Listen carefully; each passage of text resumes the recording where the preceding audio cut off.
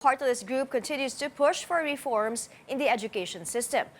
One ang Edukasyon Party-list is one of the groups seeking a seat in Congress. Joining us now in the program is its first nominee, Representative Salvador Bong. Belaro, good morning. Sir, how's the campaign going so far? It's 12 days to go before Election Day.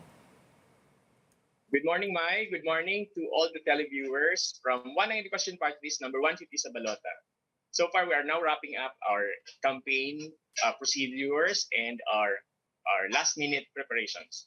Well, One ang Edukasyon is eyeing a return to Congress. It is said to be one of the most productive party-list groups in the 17th Congress, having authored hundreds of bills and resolutions. And right now, ano po yung nakikita ninyong problema or concerns in the education sector? It is one of the sectors badly hit by the COVID pandemic. Thank you for pointing out that, Mai. In fact, it's 728 bills and resolutions. And we take pride in the fact that we are one of the most productive party lists in the history of Philippine Congress with that record of 728 bills and resolutions. If ever the Filipino people trust us that we will be able to return to Congress, we will have two major goals. Number one is to work for the continuance of the laws that we have worked for in the 17th Congress, namely the free college education law. Because, one of the problems of that law is that there is a problem of funding on a yearly basis. If we get elected, we will assure and we will make best efforts to ensure that this law would have continuous funding. The other thing is the Free Wi-Fi in Public Places Act. We'd like to refine it in the post-pandemic era because now everything has gone online and we would like to refine the glitches of this law.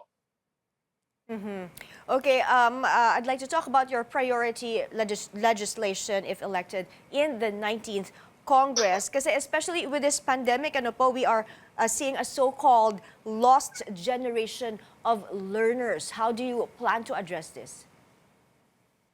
That is very correct because of the pandemic, there is a loss in quality as proven by international assessments. There's also loss in access. And in fact, a joke is going around. In fact, it's validated by reality that there's also loss in sanity among the stakeholders, not only among the parents, but also among the students. So we'd like to address the pandemic and post-pandemic issues in education. Gusto ko yung sinabi nyo, loss in sanity. Lahat po siguro ng mga magulang ay naranasan ito dahil doon sa online classes. Ano po yung ibang programa pa po na you push for in the 19th Congress? Kasama po ba yung may iba pa bang benefits for the teachers that you push for and also maybe a salary increase? Definitely, Mai. In the 17th Congress, we're one of the most ardent advocates for increase in teacher salaries. And one aspect of looking at it is to look at the conditions. We would like to revise the Continuing Professional Development Act of 2016 because up to now, they continue to assess fees for attendance in teacher seminars, also in other professional seminars. We'd like the government to shoulder that. And also, we'd like to strengthen textbook education because we believe that, especially during the pandemic, skills are very important.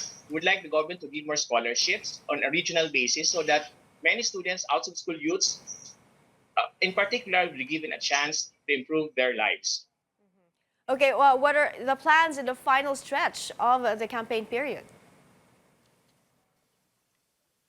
Embedded in our campaign, Mai, is our continuous campaign for the realization that education is and will always be an integral part of any development planning, whether it would be yourself, the family, the community, in the country.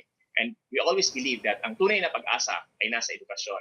So we'd like to appeal to all the voters that come May 9, 2022, let us vote for the education of our children. Let us vote for development. Let us vote for One ang Edukasyon Party-list number 150 sa Balota. Thank you for your time this morning, Bong Belaro from One ang Edukasyon Party-list.